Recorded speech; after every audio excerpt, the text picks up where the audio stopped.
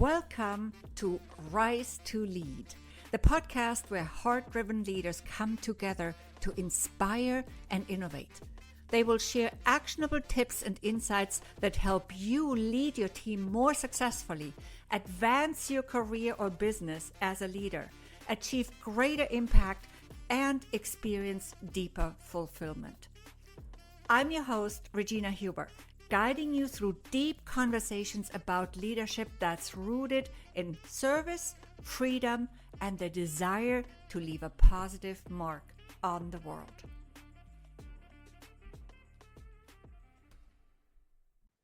It's time to rise to lead again. Today's guest is Enrique Acosta Gonzalez from Triad Leadership Solutions. Welcome to the show, Enrique. Oh, thank you, Regina, for having me. I'm excited about the conversation. So am I. So let me quickly introduce you to our listeners. Enrique is the CEO of Triad Leadership Solutions, LLC, and served 26 years in the United States Navy. That is a long time. Enrique was named on the power list of the top 200 and specifically number 76 thought leaders to follow by PeopleHum, a nominee of the top 30 global gurus list by Global Gurus, top 200 biggest voices in leadership by LeadersHum, top 10 inspiring leaders of 2030, and the list is going on still. Listen up, people. 2024 Global 100 Executive Coach of the Year and 2024 Best CEO Mentorship and Leadership Development Firm for his work in the leadership development arena. Wow. Enrique is also a best-selling author of 5 books and an award-winning podcaster. He is a sought-after John Maxwell certified coach, trainer, and speaker, and an avid mentor in 3 national and international organizations. His impactful delivery of leadership truths leaves the listeners with renewed hope and energized to regain their position in leadership and make an impact in their sphere of influence. Wow, I'm impressed, Enrique. You have won so many awards. I have to beat that guy once. So now we all have very high expectations here, and I know you're going to fulfill them easily. Yeah. So before we dive into our main topic for today, allow us to get to know you a little better. Enrique, who is Enrique Acosta Gonzalez, and how did you get to this incredibly successful place? Well, I tell you, I'm from Puerto Rico, so born in Puerto Rico, raised in New York City in the Bronx, and joined the Navy. So that's a good 20-something years there. It's as simple as saying a young man born in an island, raised in the concrete jungle, and explored the world with the Navy. And that is how I got to wherever it is that I am today. It really was the deposit of good people into my life.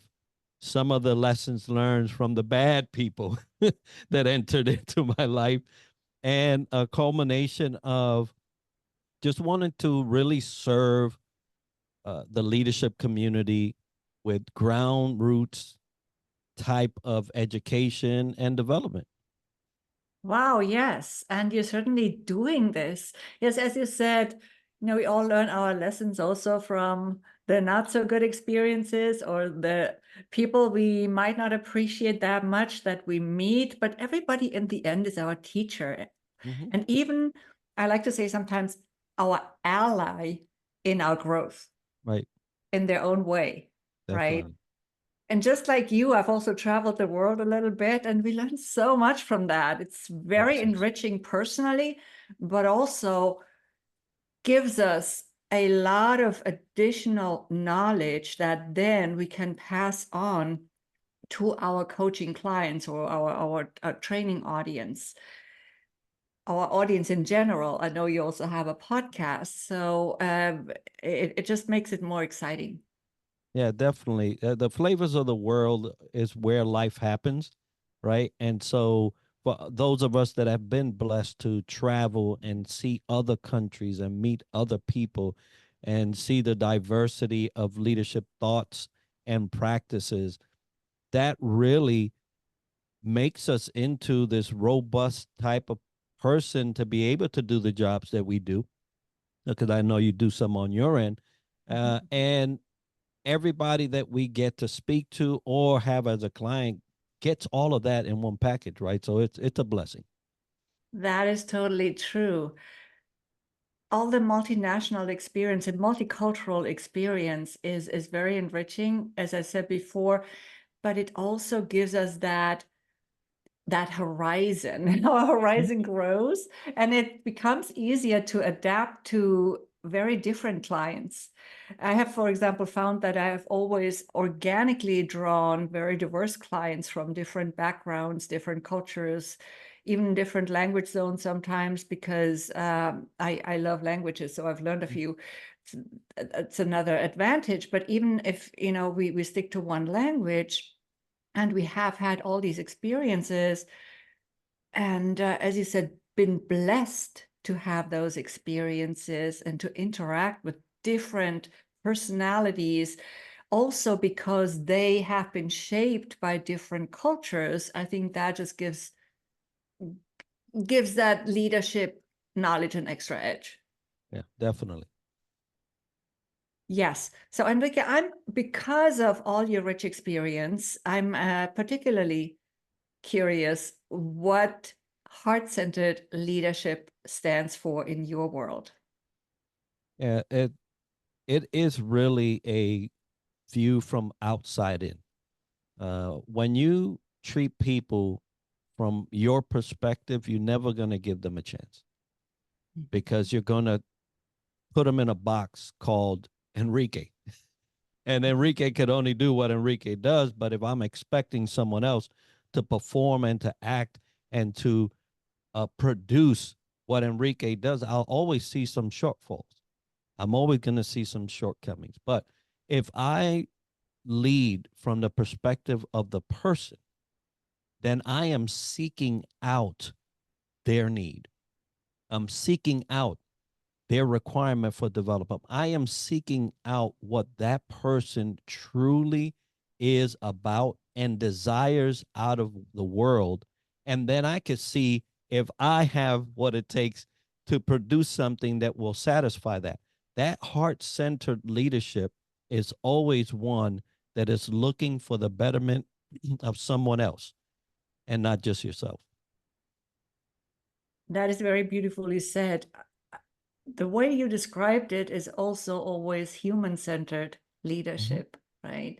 Yes. It's we focus on the individual that we are dealing with, that Mm-hmm. specific individual with their very unique greatness, because everybody has their own greatness and genius That's and right. brilliance. We don't always immediately see it, maybe if we compare too much, if we expect something that we have and the other person doesn't have, and the other way around, and sometimes that also then makes it harder to see our own brilliance when we compare ourselves. So it's really, really key that we look with an open mind and we listen, not just with our ears, but with our minds, with our With entire body everything. Yeah, almost. with Yeah, everything. Yep. exactly. Yes, I love that. Thanks for sharing that. Mhm. Uh, you have this amazing tagline. I love it. It's, of course, even clearer when you see it in writing. So I'm going to try and enunciate properly so people Right. get it if they listen.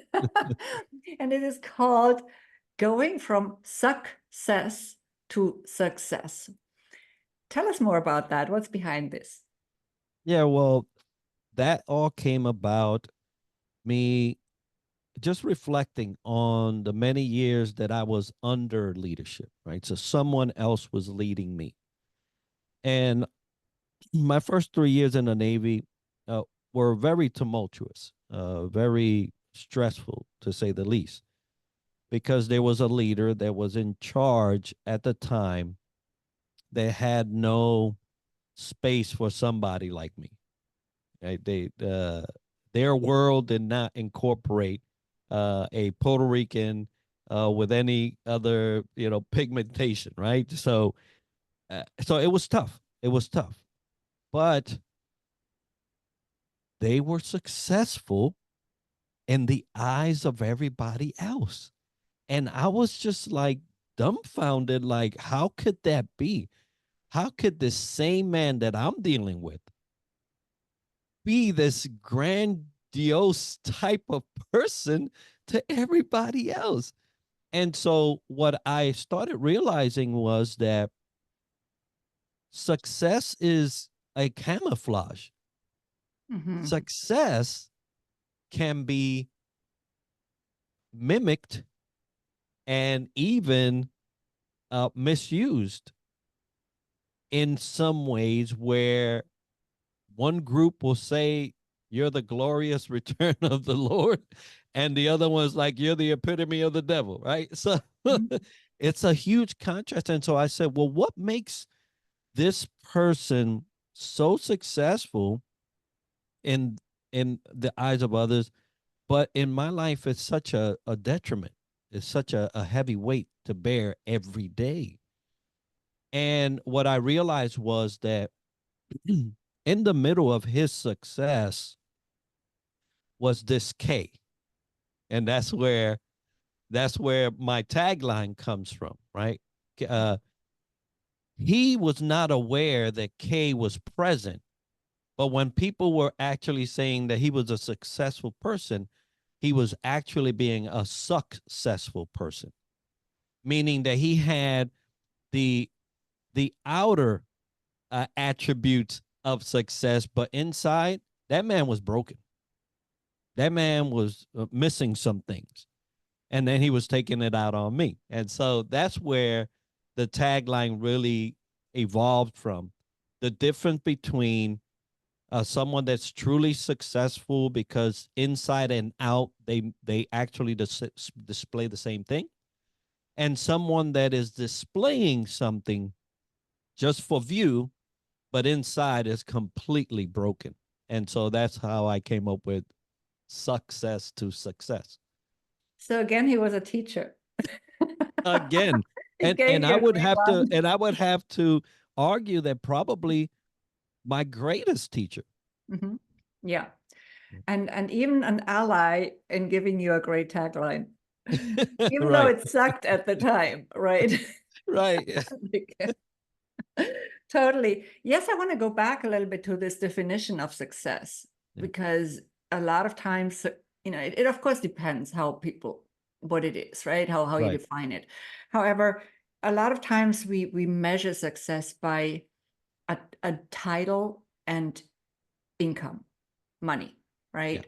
Mhm. And some, or maybe some kind of fame. That's the third thing, maybe. Exactly. Um, but true success, satisfying success, I should say, is different. It can, of course, and it maybe ideally includes all these three, and maybe for people, fame is not ideal, so Mhm. maybe it includes the other two. It depends on everybody's preferences, right? But most of us, especially the heart-centered leaders, we also look for fulfillment. We look to make a difference. We look to make an impact. We also want to be happy in our leadership in terms of not always feeling stressed out, which then also translates into our behavior toward other people, like our teams. And in this case, clearly you, because he was suffering some kind of stress, even if it might have been caused maybe by some emotion or by some frustration. And yeah, and so what is that fulfillment to you? Yeah. So as I relate to success, because everybody has Mhm. to understand how they relate to that word. Yeah. How are you employing that word, or how are you participating with that word to make it significant? Right. So when I think about success, I'll give you two examples that really just pop up in my mind. Success to me is when I came home yesterday and my wife gave me a hug and said, I was just thanking God for you. When you have the type of admiration for someone enough to thank the creator for having made them, and on top of that, for you having that relationship with them that is called husband and wife, that's success. Another one is my son, which is now in his growing teens. He pulled me aside and said, "Dad, I need to talk to you." I said, "Hey, what's going on?" He says, "I want you to be my mentor." And when a parent, and I'll be careful not to tear up here because it really touches my heart. When a parent is approached by their child, and their child has seen enough of that parent to say, "I need what he has," and dares enough to have the conversation to ask to be his mentor, that's success. So all the accolades that you read off earlier, those are external appendages, right? Those are the things you hang on the tree. The true sense of success is, how did you make someone feel that day that gave them hope, that gave them that horizon where it told them that it's going to be okay and they're going to make it. That is success. I love that. I love that, Enrique. It has also to do with this fulfillment, because the fulfillment is what comes back. It's the reward.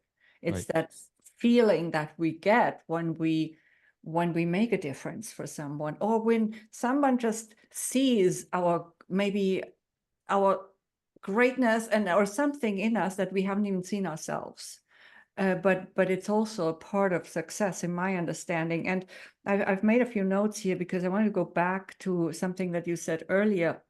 So when leaders, let's just talk about leaders for a moment, when they have that feeling also in their work, not just maybe in their personal relationships, that they have that impact, that they feel happy and fulfilled. Well, not all the time, maybe, nobody, no one will feel like that all the time, but Right. but often enough, then I call that a thriving leader. And that's also one of the goals that I have with my clients, right? To help them become thriving leaders. That comes partly by learning or improving skills, but it also comes through other things. And then maybe you can also call it a skill, like self-care skills, right? Right. Or that discipline to have that self-care program, for example, or delegation, whatever. Now, and I also believe that then a part of this is being able to be authentic without having to force it, because authenticity cannot be forced. Yeah. So we talk so much about authenticity in leadership, but it's really not something that we can just add on. We either practice it or it's not there. Yeah. Yeah. Right? When authenticity is asked for, you weren't authentic. Yeah. Right. It's If like people have to when ask you to somebody's, be, yeah, yeah. It's like when somebody said, I'm going to ask you an honest question, or okay, was the yeah. rest not honest, right? What exactly? Yeah. Yeah. And then also, I want to quickly also touch on something. Some people, because of what we're discussing in a way as well, reject the word success altogether. I heard somebody say the other day, well, I have eliminated that word from my vocabulary for myself, because if I think success, I automatically have to have failure. And in a way, that is an interesting thought, Yeah. because we have that duality in literally everything. And this is a very spiritual person and a very, very consciously living person. So I get where he's coming from, right? But I still use the word success, right? Yeah. Because we also need to relate to other people, and a lot of people use it. Now, what I personally do not, a word that I do not favor also in the context of leadership is the word empower when we talk about empowering others, because I believe that I use it in the sense of self-empowerment, but it's about the same principle as we talked about earlier, right? With success, we also have it with power. There's this inner power and there's the external power. You talked about external success. And I believe that the inner power, nobody can give us that. We already have it. And empower would really mean to put power into someone. Now, what I can do as a leader or as a coach is guide people to empower themselves. What's your take on that? Yeah, and well, the word empower is misused. It's misused, right? Just Yeah. like any other word that you could Many. bring out of a dictionary Yeah. or create nowadays, because now they're adding words left and right. Yeah. But um, so it's often misused. So I cannot give power to anyone. They either believe they can or they can't. So what I can do is make things a little more clear for them to understand that they actually have a say in how they execute this power within inside them, right? But you can't really, give people power. Um, just like you can't give people faith, right? They either have it or they don't, and or they either execute it on it or they don't. So I do agree that we are facilitators of a transition from one point to another. So I can help you see, like you said, guide. I can help you see that that next step is attainable by most people. And then you say, oh, well, so if most can go, then maybe I can. Mhm. Right. And so, yeah, it's a delicate balance between understanding, first of all, for us that train leaders and speak to leaders and do coaching, that all you are doing is facilitating the journey through giving information and knowledge and examples and maybe even some personal testimony. But the decision is everyone's to either accept it or not. Totally, totally agree. It's similar. I studied a lot of holistic healing as a Hmm. side, and some of it even flows into my coaching or some of the knowledge, although I Right. do not practice healing in my coaching. However, a lot of the mindset knowledge, the subconscious mind and how it works and all of that, and how energy works, a lot of that does flow into the coaching I practice. Now, we have a similar case in healing, right? We cannot say we heal somebody. We're not a healer. That's Hmm. also a misused word. We can only facilitate. The healer is the person themselves. They heal themselves. It's not me. I can help the process, but eventually, it's that person, either they're conscious or they're unconscious or their higher self, whatever it is in every case, who is doing it, Right. decides to do it or not sometimes. So yeah, I love language, as you can see. Yeah. I like to dissect it, to question it, to you know things like that. Yeah. Well, let's talk a little bit about leading in times of change. As we know, the only constant is change. So we're actually really always leading in times of change. However, sometimes this change is more abrupt, or it happens faster than at other times. Right. And there are times when change is more predictable also than at other Yeah. times. And at times we're just surprised by it. So what's some of the most critical leadership skills or traits in those unpredictable times, in times of rapid change, like when it's hard to keep up, like now? Yeah. Yeah. Yeah. And you're right. Change is always happening It depends on how disruptive it is to you. Sometimes it doesn't even hurt you, and you're like, hey, it's just happening, right? And sometimes when it's happening straight to you, it's like, why is this happening? Right?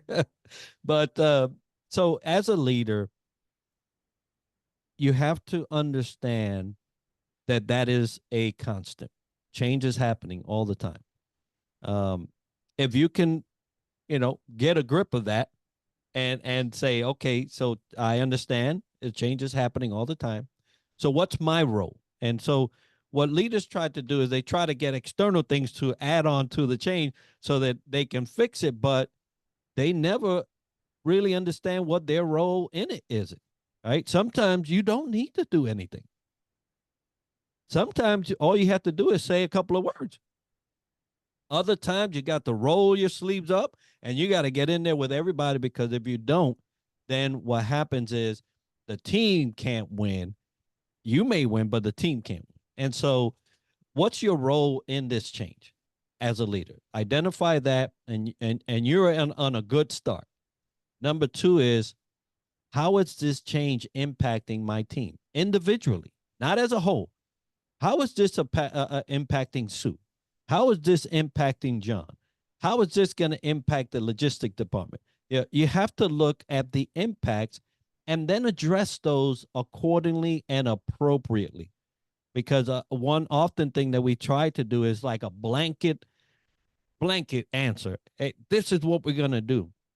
And then logistic is like, well, that's nice in theory, but we don't have the equipment for that, right? And so you have to see how it's impacting individuals, and then what do you have as a resource to address the change? Because if someone's bleeding but you don't have a first aid kit, I don't care if you know CPR, triage, and all the different things that go with a medical kit.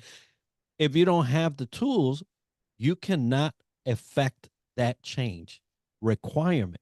And so know yourself, know that change is happening, know your people enough to understand how it's going to impact them, and know that you have a resource or you don't. And if you don't, you better have a Rolodex of people you can call, right? If you still have a Rolodex, there's versions of that now into the technology world, right? Um, but have a backup plan in case you need some added help, because the last thing you want to do is to go through that whole cycle, find out you don't have the resources, and neither do you have the person that you can call to get what your team needs. So I think if you get those 5 things in order, you can deal with change on a constant basis, even if it's abrupt, because you can implement those things, on a dime. Yeah, I love that. So, yes, what's your role? Figure it out. What's your role? How is it impacting or affecting every single one? And also the different departments, of course. Then what resources do you have? And when you do not have the resources or the knowledge, then, which is also a resource in the Right, end, right. then know who to call. Who can you call? Because I tell you, that's like the golden ticket, really. Right. So that's why the network is so important. Absolutely. Yep. Right? Yes, the network is key. Mm. You know, when I was very young still, now I'm young, but not very young. So then it was sort of frowned upon when you had what we call connections, because there was always a Mm. suspicion that you only got something, a role, a job, a position, because of your connections. Oh yeah. That concept, and this became actually ingrained in my subconscious for a while, okay? Because you heard it all the time, and I grew up in Germany where it was much stronger, I would Oh say. yeah. And and so, I it I think it cost me a little bit to really figure out the worth of the network. Of course, now I've known it for a long time, right? But yes, because it is the truth also that some of the jobs we see on LinkedIn, for example, they are already almost gone by the time they're posted because of the network. And we just really need to be aware of this as well. So apart from the specific context that you explained now, where it's of course crucial to have a network, yes, it is just it's just worth gold. And as a leader, you build those, and so I love your example there as how it was looked at, right? Because it's still looked at that way. People haven't changed that much. But the difference in a leader's network is that network for you or is that network for your people? And now, if it's for you, it won't help no one else. But if it's for your people, it may help you and your people. So it depends on how you build that network. You know, if it's just to give you a favor, then you're not really looking to help anyone other than yourself. So leaders, I encourage to build a network with their people in mind. Um, for instance, if Joe is working with me and he's done a great job, but my company unfortunately has to let him go, my network, I should be tapping into my network to get that man or that woman a chance at another employment. And believe me, they'll never forget that. Absolutely. Yes. And a leader does that. A leader is Yeah. also a connector, a bridge. Yes, totally. That team member doesn't stop being a team member once they Oh, leave no. the team. They're still a valued contact. They're still a human being that has delivered great value in this case, right? That you described. Yeah. And if you know it as a leader, you should be perpetuating that knowledge. You Mhm. should be letting somebody else know, hey, look, I have somebody that right now is ready to go, and this is what they've done for me. You don't even have to go through those applications. This person's ready to go right now. Just give them a shot. Just throw them in the application thing and see if I'm wrong. If I'm wrong, hey, I'll buy you lunch. And if I'm right, Yeah. then we both won. Right. And so leaders that are able to communicate that. But in order to do that, you have to know the person. You have to know them. So don't lead from behind your desk. Get up and meet your people, know your people, see what they got. I have some people that I won't call nobody to go get a job because they just did not perform in their capacity. Now, Yeah. they may have been to somewhere else and they performed there. So, whoever's the leader that gets that person should be perpetuating what they've done in a way where it's uh, believable and acceptable for somebody else to say, well, you know what, let me give them a try. I'm not just going to throw them in there because I have to do my due diligence, but if you say so, let me take a look. And that's Right. the best you can do. Yeah, and it needs to be credible. I mean, you won't just, it has to be a benefit for everybody involved. If not, Definitely. it's also going to be falling back on Right. you and Right. on your Exactly. And reputation. so that's where the Yeah. key is, right? If I'm doing it for me, I'll say, hey, uh, I have Regina here. You just need to get her a spot on there. Why? Because I said so. Mhm. And then now, I'm grandering myself up, and they give the Regina a spot, and then that wasn't her calling, and it And flopped, I mess right? it up. And then And then but it sucks, as you yeah, say. and then yeah, that's how you live in a life of success. Exactly. Exactly. Yes, I get that. Yeah, totally. Um, Yes, I actually, I have this. I want to quickly share a story here. I had somebody in my team in the past, a long time ago, and he eventually became homeless. That was much later. Well, Yes, lots of personal stuff going on. It wasn't related to his work performance in any way. He was great, and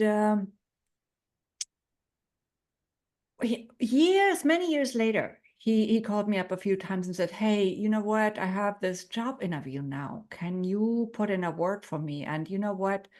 With pleasure, always, because he was just great at the work he did. And something weird happened in his life. He told me the story, which I'm not going to disclose here, but it can happen really fast. It Yes. can happen Yeah. very fast. And yes, we know that people just, there are people who don't want to create change for themselves. I'm not talking about those. There's a lot of people who just all of a sudden find themselves in a really harsh situation. And they need help in that moment. They need a helping hand. And I believe that's also the role of a leader, to not forget Yeah. about, about people from your past, just because you may be busy right now. It's important to not only to honor that time that you did spend together, but also to honor the possibility of a bright future, regardless of how much time has elapsed, right? And a true leader will always remember that, and speak accordingly. And it could have been like, hey, look, it's been 20 years, but this is what I remember. And so you have to be honest like that as Yeah. well, you know. So I don't know exactly all that is right now, but this is what I can account for. And let the chips lie where they may, right? At the end, that person has to perform either way, either through the job interview process or at the performance of their duties. But that's on them, right? Totally. It is. But he was I could tell he was very serious about it. I Yeah. mean, otherwise he probably wouldn't even have gone through the entire Right. process, Mm-hmm. Yes. Yes. And thank you, first of all, for sharing all the wisdom so far. I have one more question, if you don't mind, Yeah. if you No. have a few more minutes for us today. Yeah. What makes a leadership legacy for you? What's the meaning of that in your mind? How would you describe a leadership legacy? Yeah. I'll simply put it this way. Picture the person that you admire most in your head as a leader, and show me in your face how that makes you feel. Big smile, right? So big smile, and that everybody that could follow that uh example there, that practice. If you think of a person and they were in leadership in your life, and you could do a big smile like that, that's legacy. Our legacy is left in people and how they speak about us, far beyond the time that we've been on earth. Could they remember your impact? And even some legacies go down generations, because this person allowed my grandfather to do this and that, then my father, and then now that is legacy. Can a person speak about you, smile, and with fond memories say, because of their impact on my life, this and this and this? Because at the end of the day, no accolade, no corner office, no fancy car or mansion will ever amount to anything in terms of legacy. It's only the memory of the person in your mind and in your heart, and how you can attest to that had it not been for that encounter with this person, this is what would have happened to me, right? And so legacy is lived out daily. You talked about authenticity earlier, right? Uh, it's authentic living and deep impact. And if you could do that as a leader, I think your legacy is set. Yes. And sometimes that deep impact comes in one sentence. Sometimes you don't even know when it happens. And years later, somebody comes back. It happened also the other day, and somebody made a comment online. I said, wow, and I think these are really beautiful moments then also when we realize what type of difference a few kind words or supportive words or just the right words somehow in the right moment, can mean. And it doesn't always have to be like a huge deed that needs to be accomplished, right? Exactly. Now, Enrique, how can people connect with you? Yeah, the best way is on LinkedIn, and you can find me, Enrique Acosta Gonzalez, all together. Or you can look for Triad Leadership Solutions, and you'll find that as well. But that is usually where I spend most of my day. Okay, great. Yes, and I'm going to also add the links to the description. Anything else you'd like to add before we say goodbye today? Yeah, just a reminder, as we spoke earlier, right? There's a difference between success and success, and just you have to ensure that there are no K factors in your life. And as you're executing your leadership, check for those K factors, right? What are K factors? Things that you have going on that nobody knows about. You're hiding, but it's making an impact on you. And it's making an impact on your leadership ability. And it's making an impact on how you treat people. And ultimately, the legacy. Because at the end, we'll either smile about you or we'll frown about you. That's all that is. So make sure those K factors are being addressed. And if you don't know how to identify them, well, that's why both Regina and I are here for, right? So you can reach out to either one of us. Exactly. I like that. The K factor. The K factor. I will definitely remember that. Thank you so, so much, Enrique, again, for sharing all your wisdom and knowledge and just your heart-centered leadership with us.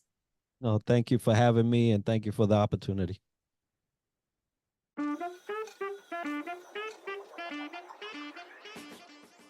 Thank you for tuning in to Rise to Lead. Keep shining your light, standing up for what's right, and inspiring others to step into their brilliance. If you like this episode, please give it a 5-star rating and subscribe to the Rise to Lead podcast on your preferred podcast app. Until next time, it's Regina Huber, and in the meantime, remember to rise to lead.